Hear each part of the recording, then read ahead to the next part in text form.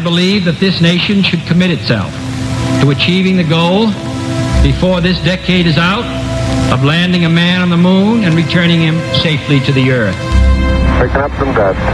En los años 60, un sueño imposible se hizo realidad. Cuando el hombre puso sus pies en otro mundo. En total, 24 norteamericanos fueron a la Luna. Pero hizo falta un ejército invisible de 400,000 ingenieros y técnicos para hacerlo posible. Esta es la historia de los hombres y mujeres que construyeron las máquinas que nos llevaron a la Luna. Vehículos lunares, el cohete Saturno V.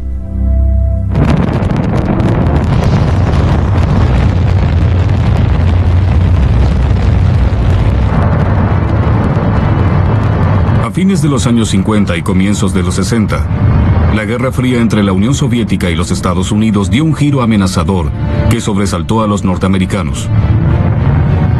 Un momento. ¿Pusieron en órbita un satélite alrededor de la Tierra? Creo que dije algo así como caray, hijos de perra. No dije exactamente eso, sino algo similar. Un grupo de nosotros trepó hasta la cima de las rejas de los bancos de prueba y vio el Sputnik cruzar el cielo como un meteoro. Y claro, lo único que hacía era bip, bip, bip. Pero lograron ponerlo ahí, ¿verdad? El nuevo espacio estratégico era el espacio. Y los rusos siguieron engrosando una lista notable de primicias. Habían lanzado al primer hombre, Yuri Gagarin, habían lanzado a la primera mujer y estaban en todos los rubros mucho más adelantados que nosotros. Dijimos, mejor démonos prisa. El programa espacial ruso imponía una reacción. En mayo de 1961, el presidente Kennedy electrizó a los norteamericanos con un desafío audaz: llegar a la Luna. Choose to go to the moon in this decade and do the other things, not because they are easy, but because they are hard. Because that goal will serve to organize and measure the best of our energies and skills. Because that challenge is one that we're willing to accept, one we are unwilling to postpone, and one we intend to win.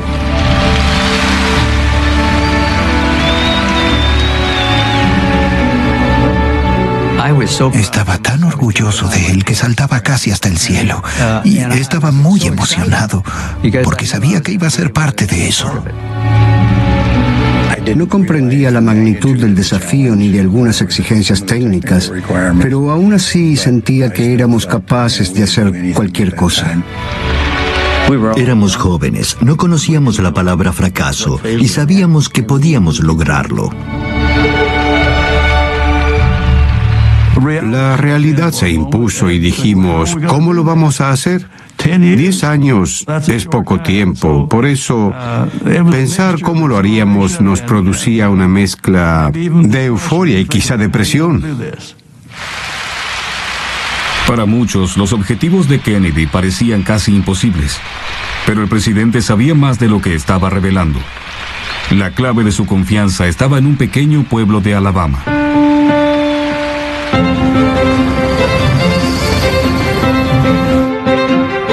En los años 50, Huntsville era un pueblo muy tranquilo.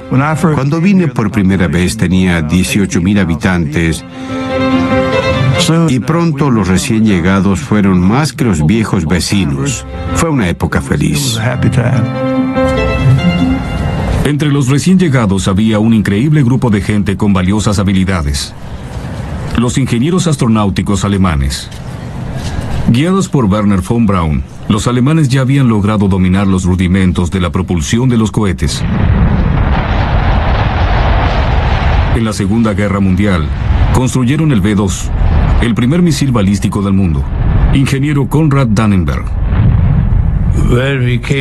Vinimos a Estados Unidos y nos trajimos todos los planos del V2. La gente de Estados Unidos quedó muy impresionada con la capacidad del V2.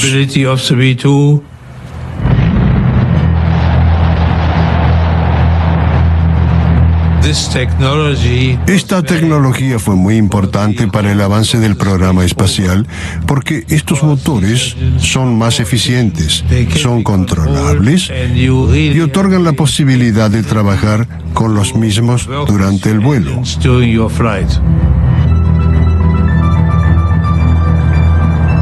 Los alemanes que vinieron eran realmente muy talentosos. Todos estaban dedicados a la astronáutica y querían seguir desarrollándose, no con el fin de tener cohetes para lanzarlos al enemigo. Su principal objetivo era ir al espacio, ir a la Luna. Al ver que los rusos dominaban la carrera espacial y Estados Unidos se desesperaba por alcanzarlos, Von Braun vio la oportunidad de realizar el sueño de su vida. Von Braun siempre conservaba la idea de ir a la Luna. Eso es lo que él quería, y se la infundió a todos. Todos queríamos ir a la Luna. Bastaba con hablar 5 minutos con él para estar dispuesto a ir. Era muy carismático. Era capaz de venderle un refrigerador a un esquimal. Von Braun dirigió su capacidad de persuasión al nuevo presidente. Y por supuesto, eso llevó al presidente Kennedy a anunciar un viaje a la Luna. Estoy seguro de que Wernher von Braun influyó en él. Aún antes del anuncio de Kennedy, el equipo de Von Braun estuvo diseñando una familia de cohetes, la cual llamó Saturno. El primero fue el Saturno 1, de casi 60 metros de alto y una propulsión de 700 toneladas. Cuando despegó, los ingenieros no pudieron contener su entusiasmo.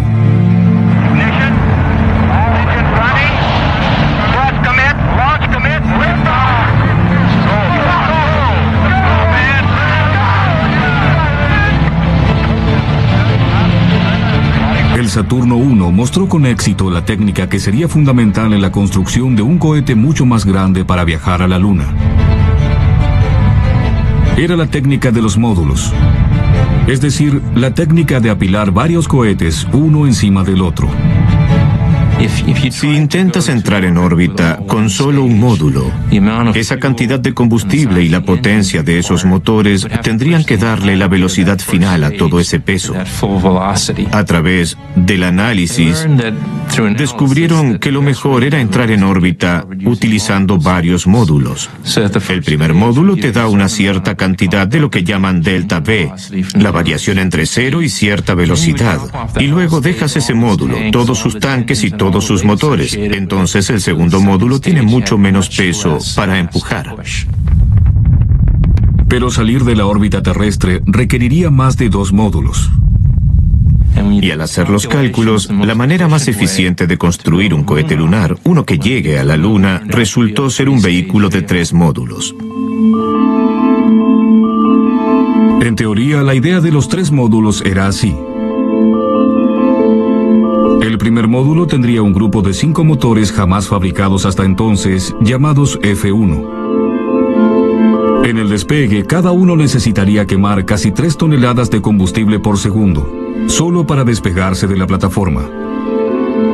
El segundo módulo también contendría 5 motores, los J2 más pequeños. Y el tercero usaría solo un motor J2, que tendría que quemar combustible más de una vez para ubicar los elementos de la nave espacial Apolo, primero en la órbita de la Tierra y luego en el trayecto a la Luna. Una vez armado, sería la aeronave más grande de la historia hasta entonces.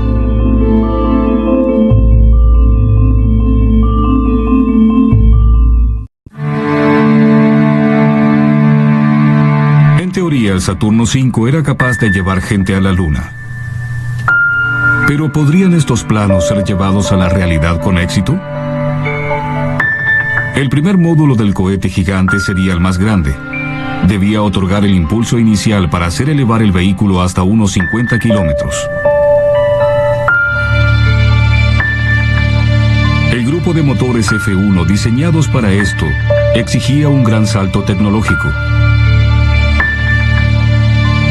Si bien arderían solo durante 2 minutos y medio, Los tubos y las válvulas debían soportar tremendas presiones y temperaturas. Si lo lograban, sería el motor a combustible líquido más grande que jamás voló.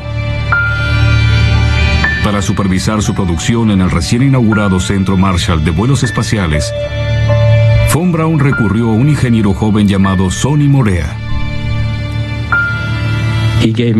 Me dio la responsabilidad de un programa de $1.000 millones, de aquellos dólares, no de los de hoy. Eligió a este muchacho que entonces tenía 28 años, no mucha experiencia.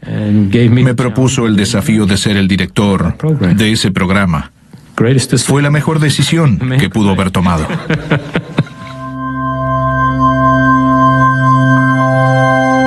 La construcción de un motor tan grande imponía una instalación de pruebas a medida. Cuando enciendes los motores del primer módulo de Saturno V, generas un impulso de 3.000 toneladas. Es mucha la energía cinética que sale de esos tubos. Y claro, no puedes aplicarla directamente sobre el suelo porque la plataforma se desmoronaría. Entonces se utiliza un deflector que toma los gases de escape y los desvía hacia afuera. La enorme cantidad de energía liberada generó problemas a quienes vivían cerca de la plataforma. En ciertas condiciones climáticas, las ondas expansivas de los motores quedaban atrapadas cerca del suelo y viajaban grandes distancias a campo traviesa. Con los primeros despegues rompimos ventanas en el centro de Huntsville, que está detrás de esta colina. Y sabíamos que no podíamos seguir así porque perderíamos el apoyo al programa espacial en el pueblo de Huntsville.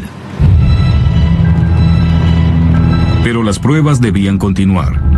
Y pronto revelaron un imprevisto que ocurría cuando el combustible se quemaba en la cámara de combustión. Uno de los grandes problemas que enfrentamos fue el de la inestabilidad de la combustión. A causa de esto, tuvimos que lidiar con la rotación de la llama, de la combustión en la cámara, de unos 2.000 ciclos por segundo. La rotación veloz de la llama podía destruir todo el motor en cuestión de segundos.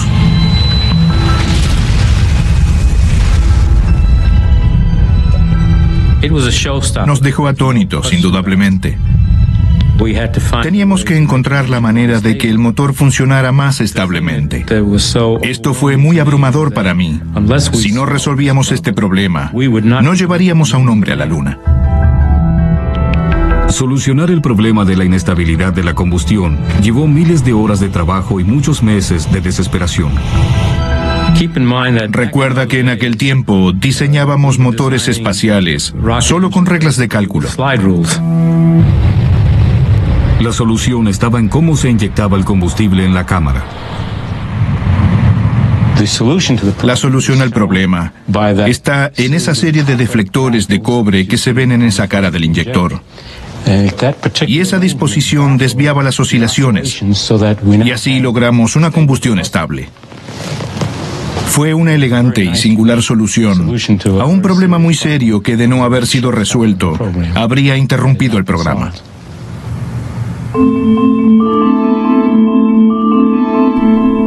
Iniciada la construcción del primer módulo, la fabricación del segundo fue puesta en manos de ingenieros del North American Aviation de California. El módulo 2 fue un desafío técnico de primer nivel.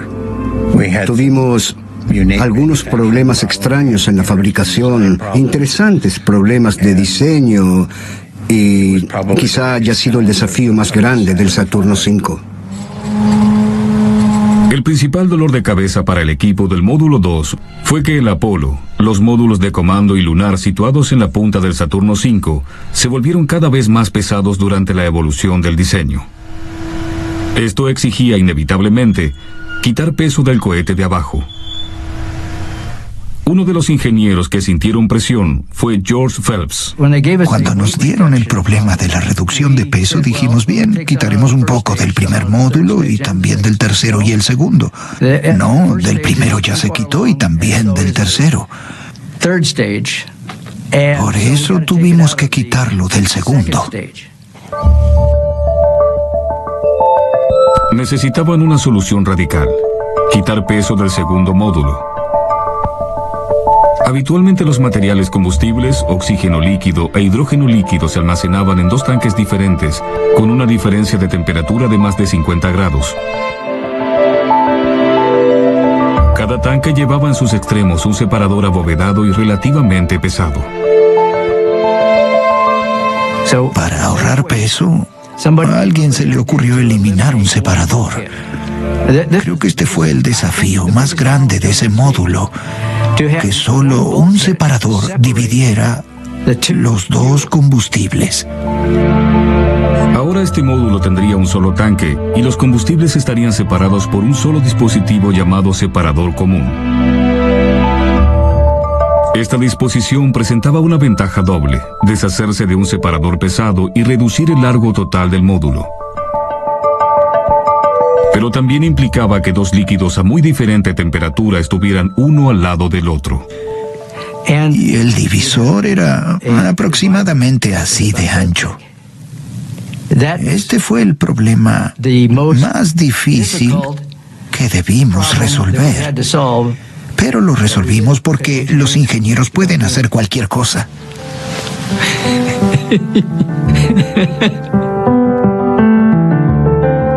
Pero el gran problema de temperatura no era mantener aislados los dos combustibles líquidos fríos, sino evitar que hirvieran bajo el cálido sol de Florida.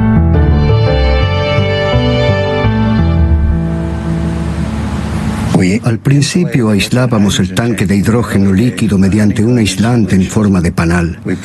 Lo poníamos en una enorme cámara de vacío y quitábamos el aire al panal hasta que apretara firmemente el metal y dejábamos que el adhesivo actuara. Pero en toda esa época tuvimos problemas con este aislante porque se desprendía de la nave. Los ingenieros advirtieron que estaban haciendo algo mal.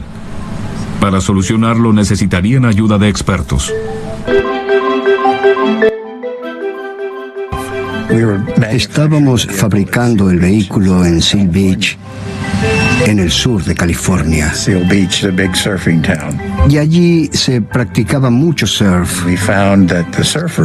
Y supimos que los surfistas usaban aislante de panal para fabricar sus tablas y eran muy hábiles con este material. Y empezamos a contratarlos e hicieron trabajos espléndidos. El único problema con ellos era que en temporada de surf había mucho ausentismo porque se iban a hacer surf, pero fueron geniales y aportaron una destreza única al programa espacial, que creo que no valoramos en el momento, sino recién al final.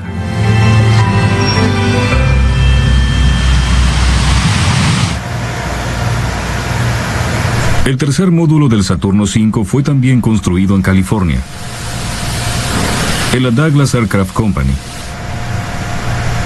El tercer módulo tenía la misión de impulsar el Apolo hacia fuera de la órbita terrestre y ponerlo en trayectoria hacia la Luna. Entre los ingenieros que trabajaron en él estuvo Don Brinca. Para nosotros, el tercer módulo en Douglas fue uno de los más grandes que construimos. Tenía 6.6 metros de diámetro. Como ocurrió con todas las partes del Saturno, las pruebas fueron fundamentales para eliminar problemas que habían sido pasados por alto. Nos estábamos preparando para probar el tercer módulo. Y yo era el director de pruebas, el responsable de todos esos operativos. Estaba sentado en la sala de control, monitoreando todas las otras funciones, verificando si había algún problema y siguiendo la cuenta regresiva. El módulo estaba totalmente cargado y presurizado. Estábamos avanzando satisfactoriamente, hasta que momentos antes de la ignición, falló un componente.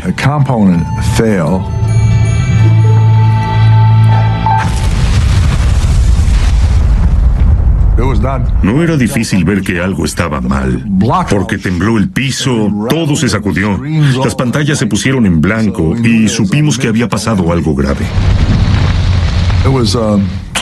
Ver todo eso nos produjo un sobresalto muy grande y nos imaginamos lo difícil que sería solucionarlo. Cuando se apagó el incendio, el equipo dio comienzo a una minuciosa investigación. La atención pronto se centró en una esfera metálica que contenía helio presurizado. En el proceso de analizar y buscar fallas, notamos que una de estas esferas solo encontramos una mitad de ella. Y eso fue una pista importante para averiguar qué generó la explosión. Ahí sacamos la conclusión de que la esfera se abrió. Hicimos una serie de pruebas y descubrimos que se había utilizado un material equivocado para soldar las semiesferas. Vimos que bajo presión se abrían. Fue un verdadero desafío para el plantel de ingenieros. Horas muy largas y estresantes porque había que averiguarlo cuanto antes. Tuvimos una falla en el módulo 3 y sin él no podríamos llegar a la Luna. Douglas no fue la única compañía que tuvo problemas con las soldaduras. La soldadura era el mejor método para construir el Saturno V. Era mucho más liviana que los remaches, pero se necesitaban cientos de metros de soldadura, y esta mostró ser un verdadero problema para los ingenieros como Bob Schwinghammer. No pudimos soldarla por semanas y no dejaban de decirme que si no solucionábamos ese problema, no habría ningún Saturno V. Para ahorrar peso, variamos el grosor del metal desde la punta hasta la cola. Y soldar dos partes de distinto grosor te da un patrón de flujo de calor diferente que dificulta mucho la soldadura. Y teníamos que desarmar los soldadores y rediseñarlos nosotros mismos. Surgía una cosa tras otra. Solucionabas un problema y aparecía siempre otro nuevo. Era un terreno desconocido, nunca nadie había tenido que hacer algo así. Entonces buscábamos maneras de hacerlo. Con tiempo y perseverancia, los ingenieros astronáuticos resolvieron un problema tras otro. Pero el tiempo era un lujo que el programa Apolo no podía darse.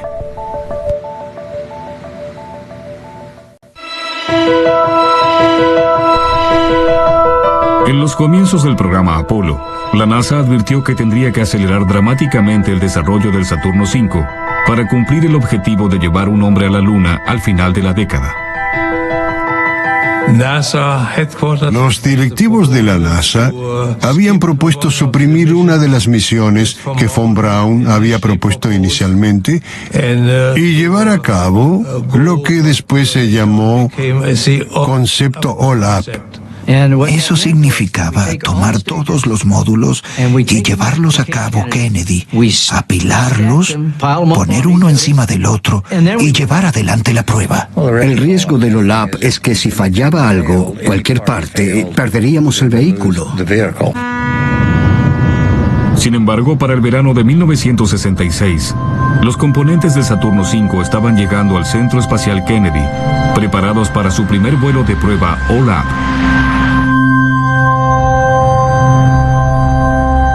Para armar el enorme cohete, la NASA había construido un gigantesco hangar, el edificio de ensamble de vehículos.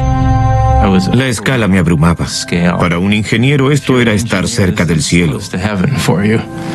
Es más tecnología de la que jamás imaginaste, toda junta en un mismo lugar. Entrabas en el edificio y era como estar en una cueva gigante. No sé de qué otro modo explicarlo.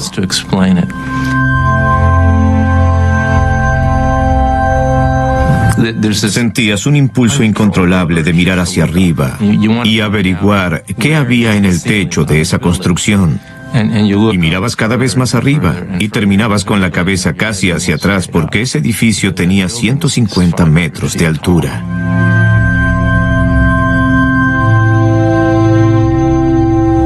Había momentos en que las condiciones atmosféricas eran tales que generaban neblina o llovizna dentro del edificio. Casi tenía su propio clima.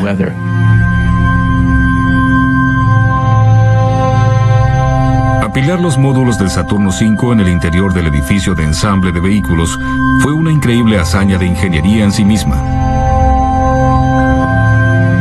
Capacidad máxima, 250 toneladas. Las grúas más grandes colgaban de la punta del edificio. Eran grúas de 250 toneladas, pero tenían la capacidad de alzar ese peso a un ritmo tan lento como 2 milímetros por minuto. Es una velocidad imperceptible a simple vista. Y uno de los ejemplos que usaban para describir la capacidad de esa grúa era que se podía colocar un huevo debajo de un módulo o de algo muy pesado y hacer bajar la grúa tan despacio que podía apretar el huevo de tal manera que no podías moverlo, pero que no lo rompía. Para unir los dos módulos, tuvieron que alinear los tornillos con exactitud horizontal y verticalmente, y luego hacer descender el módulo muy lentamente para que los tornillos no se dañaran durante el ensamble.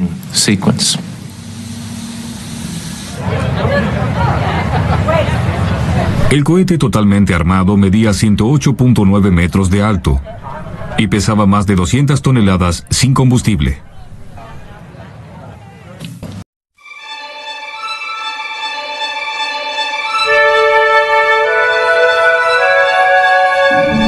De noviembre de 1967.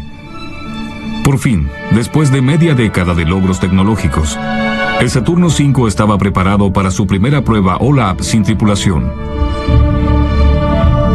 El vuelo sería llamado Apolo 4. Fue un momento de tensión porque los que habíamos trabajado en cada módulo temíamos que, si no probábamos primero cada módulo individualmente, algo resultara mal. Las pruebas hasta entonces habían sido exitosas. Por eso teníamos motivos para creer que todo saldría bien. Pero siempre puede surgir algo que nadie previó. Recuerdo que lo miré y pensé, Dios, mira lo que hicimos. Lo construimos y lo tenemos listo para despegar. Y quizá tiene 1 millón de partes y tienen que funcionar todas al mismo tiempo. Tank in the second stage now pressurizing.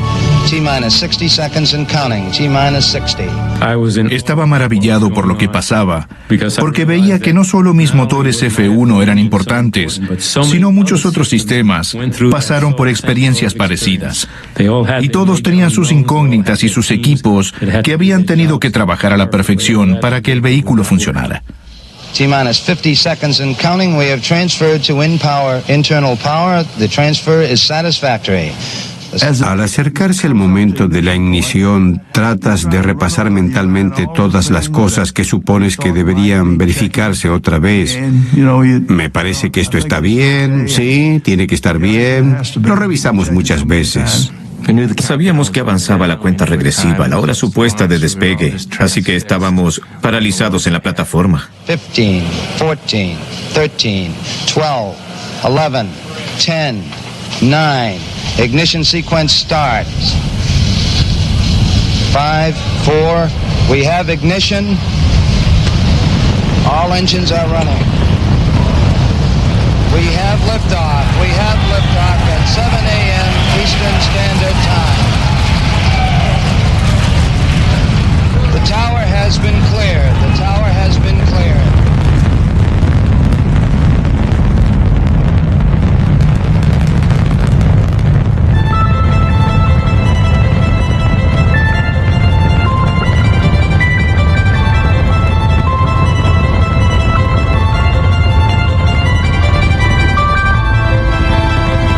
Y lo veíamos moverse muy despacio y decíamos, Dios, ¿qué pasa? Vamos, vamos, vamos. Queríamos persuadirlo. Vamos, despega. Pensábamos, Dios, son miles de toneladas y se mueven tan despacio que parece que se va a caer. La onda expansiva avanzaba por el agua, venía hacia nosotros, era impresionante. Nunca había sentido tanta potencia ni tanta energía a esa distancia. Sentíamos que el suelo temblaba como en un terremoto de California. Era absolutamente increíble. Parecía que esa fuerza nos iba a derribar. Escuché a algunas mujeres gritar.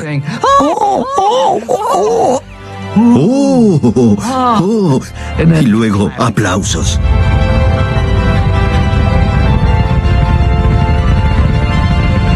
Fue el comienzo de una nueva era del vuelo espacial. con 5 motores devorando 15 toneladas de combustible por segundo para generar 160 millones de caballos de potencia. El Saturno V, de 3.000 toneladas, se elevó hacia el cielo.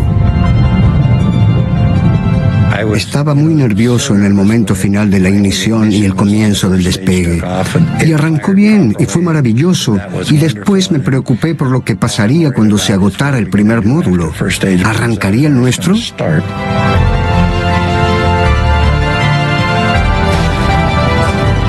Y mirábamos los datos, y mirábamos los datos, y mirábamos los datos. Creo que no respiré por 8 minutos y medio. Dejamos el módulo interior sin problemas. Encendimos los motores J2 y empezaron a propulsar. Y dijimos, funciona, funciona. Eso es lo que pensamos. Cuando el centro de combustible indicó que se acabó, se encendió el S-4B y arrancó. Y para mí, estaba todo cumplido. Mi parte estaba cumplida.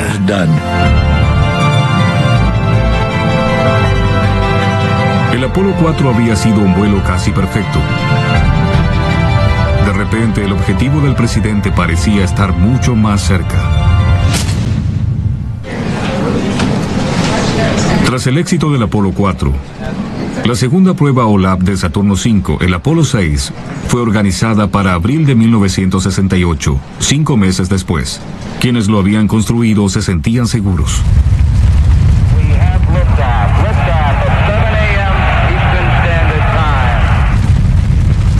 Pensamos, sentémonos y relajémonos, porque no puede surgir ningún otro problema. Hicimos la prueba OLAP y voló perfectamente, sin problemas. Mark, 1 minute 25 seconds, pass through max Q, still looking good. Cuando el Apolo 6 despegó, parecía que la misión mostraría otro desempeño impecable. Telemetry data intermittent at this time, standing by. Pero menos de 2 minutos después del comienzo, la situación empeoró gravemente. Los motores estaban en marcha y vibraban, y esperábamos que vibraran. Y estaban unidos a una estructura de propulsión, y los motores acudían a esta estructura y la hacían vibrar. A los pocos segundos la vibración incrementó y empezó a recorrer todo el largo del cohete.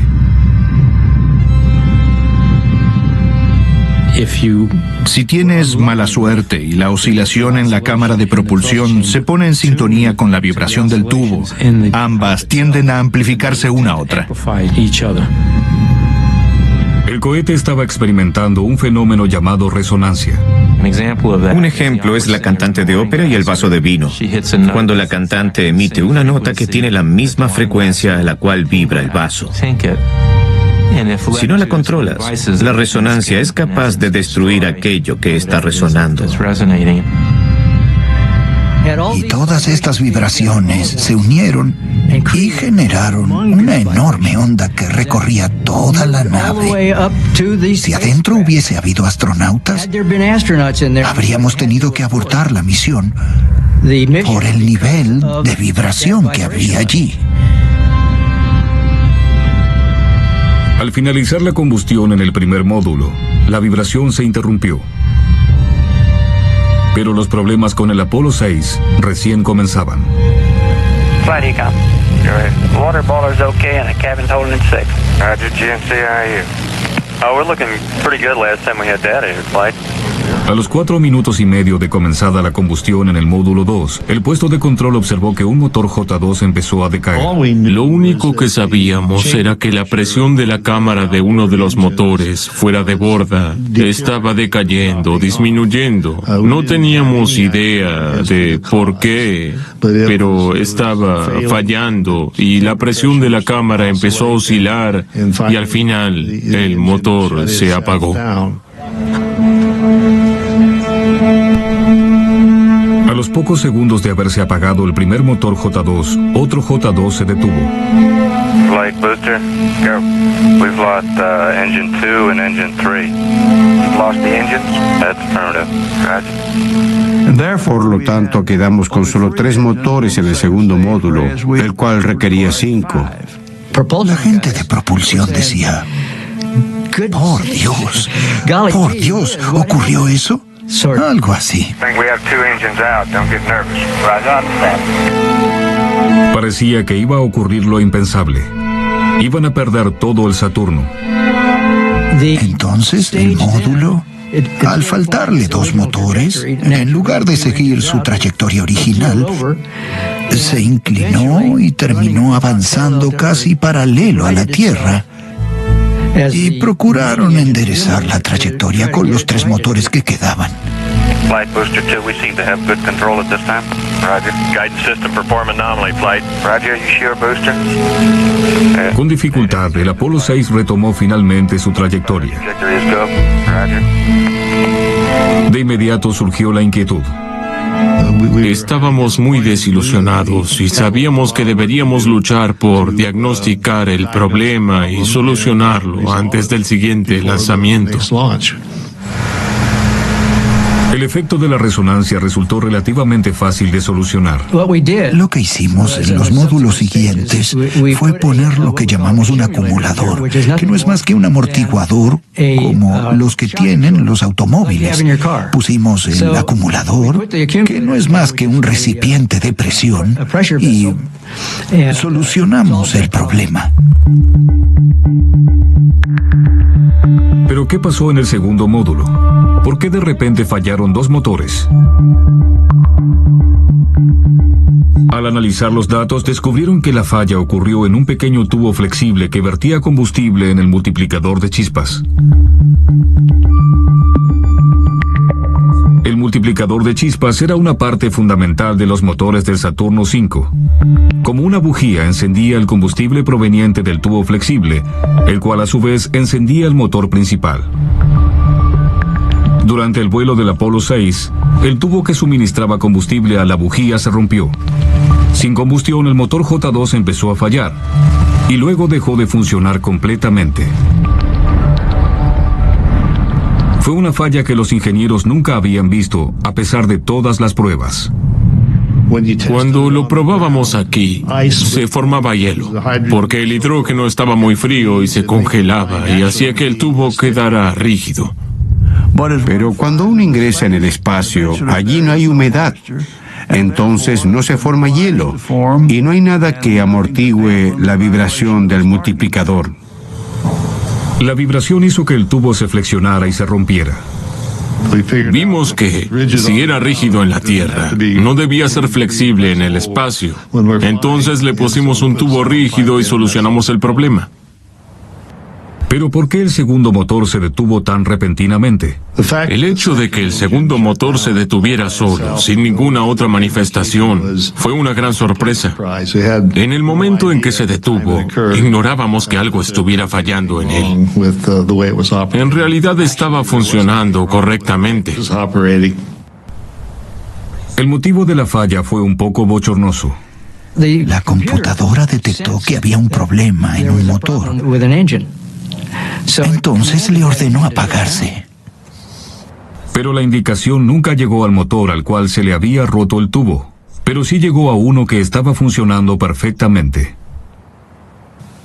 No lo advertimos, pero las conexiones de esos 2 motores estaban cruzadas. Un error tonto casi hace fracasar el vuelo de prueba Apolo 6. Pero al menos la reparación fue fácil. Y lo que hicimos fue acortar los cableados para que no pudieran quedar cruzados. Eso fue lo que hicimos. El casi fracaso del Apolo 6 llegó en mal momento. En 1968, la posibilidad de que Estados Unidos fuera superado por los soviéticos era todavía muy real. La NASA sintió que no podían atrasarse más. El tercer vuelo del Saturno V transportaría astronautas no para orbitar la Tierra, como todos esperaban, sino para orbitar la Luna. En diciembre de 1968, apenas más de un año para el final de la década, la carrera a la Luna se tornaba dramática. A pesar de casi haber perdido el Apolo 6, la NASA seguía adelante con el Apolo 8, el tercer vuelo del Saturno V y el primero en llevar tripulación. El Apolo 8 fue otra jugada atrevida, porque aún había posibilidades de que surgiera otro problema. Pero en la NASA creían que estábamos preparados y nosotros también. Por eso creo que fue un paso que había que dar si queríamos llegar a la Luna. Estábamos decididos a llevar adelante el vuelo Apolo 8 y dedicamos horas y horas y horas a hacerlo realidad. Me iba a trabajar como a las 6 de la mañana y volvía a casa a las 8, 9 o 10 de la noche. Y a esa hora mis hijos ya dormían. Mi esposa quizá ya no me hablaba. Creo que la mayoría de nuestras esposas pensaba que teníamos un amante. Y era cierto, era este lanzamiento. Después de años de esfuerzos y pruebas, era hora de que los ingenieros pusieran su vehículo en manos de astronautas. Frank Borman, Bill Anders y Jim Lovell fueron la tripulación elegida para el Apolo 8. Ahora los ingenieros comprendían que había vidas humanas en juego, y para algunos fue una realidad inquietante. Cuando llegó el momento de lanzar astronautas, nos surgieron todos los miedos y preocupaciones. Hasta entonces nos habíamos preocupado, pero sabíamos que no había vidas humanas en peligro. Y de repente, cuando llegó el vuelo de prueba final, nos dimos cuenta de que había 3 vidas que dependían de si tú y tu equipo habían trabajado bien y sabían lo que hacían. Y nunca voy a olvidar cuando me reuní con Frank Borman, cuando nos reunimos y de repente me abrumó la idea de estar comprometiendo la vida de estos 3 astronautas. Por eso, durante mi exposición, quizá no me mostré demasiado seguro. Y Frank Borman percibió eso. Y cuando hicimos la pausa para almorzar, me tomó del hombro al salir de la sala y dijo: Sonny, ustedes trabajaron lo mejor que pudieron. Seguimos el programa y entendemos lo que pasa. Conocemos los riesgos y estamos preparados para enfrentarlos. No sufras, estamos dispuestos. Y me sentí muy bien. Quizá haya sido mi mejor momento de todo ese programa.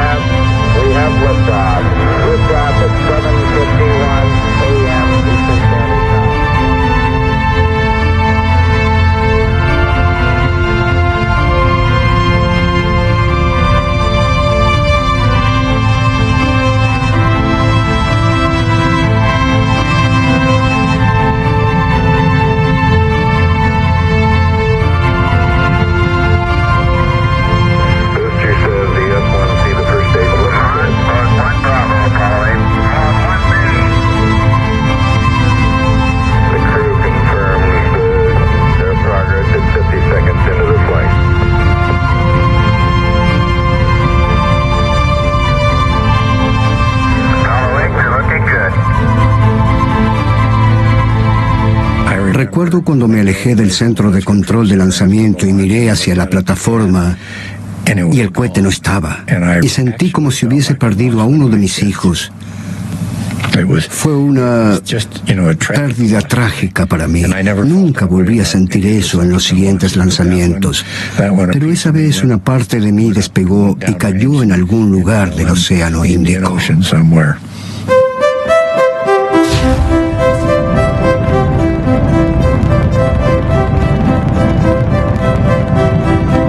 Tras dejar el primer módulo y el segundo, los astronautas dependían del tercero. Su primera tarea era ubicar el Apolo en una órbita estacionaria, a unos 350 kilómetros de la superficie terrestre, y luego llevarlo a la Luna. Mientras el tercer módulo orbitaba la Tierra y se hacían las verificaciones, había que reencender el motor. Esa maniobra se llamaba inyección translunar. Y fue un momento de mucha tensión. porque todo el programa dependía de ese arranque.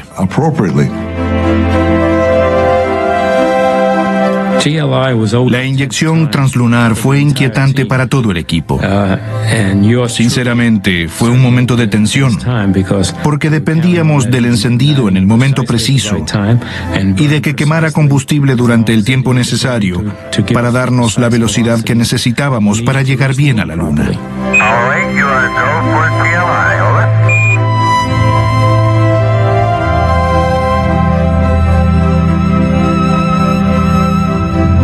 Una vez efectuada con éxito la inyección translunar, la tripulación dio comienzo a su crucero de 3 días a la Luna.